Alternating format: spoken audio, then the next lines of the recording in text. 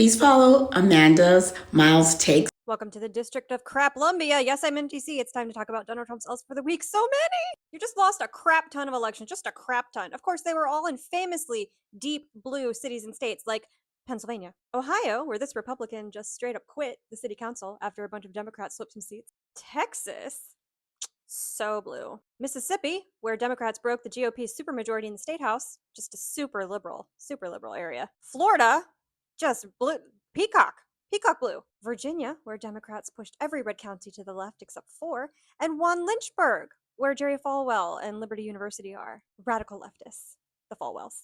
Georgia, one of these states is in a county you won by 40 points. There were also wins in North and South Carolina, but I got tired of taking screenshots, so you get the picture.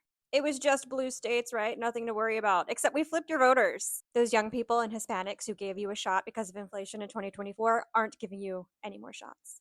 I'm so sorry. You lost so badly that your operatives are out here literally begging people to move to the states where they work, probably so they don't get fired. Republican congressmen in heavily Hispanic districts are starting to say, yeah, we're gonna have to change some things out loud with their mouths. Maybe this is why.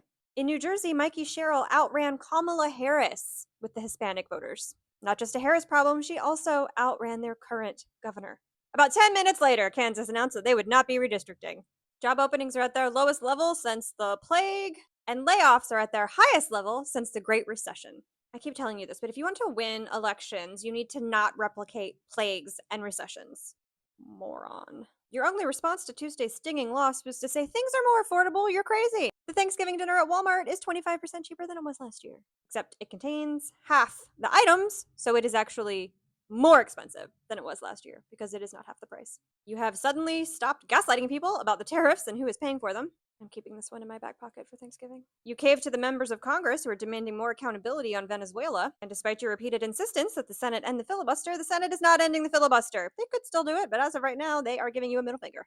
Your case against Comey is not going well. Your case against Ann Seltzer has been dismissed. Your case against the American people, also not going well. I listened to some of these arguments. The Supreme Court was like, ew.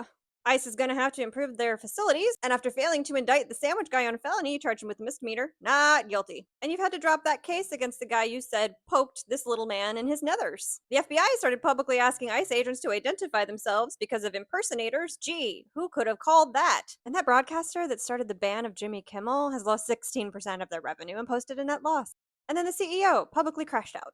Former Republican members of Congress are now saying that the beginning of the end of MAGA is here. It's okay, babe. I'm sure the very publicly visible construction of a gilded ballroom won't matter at all come the midterms.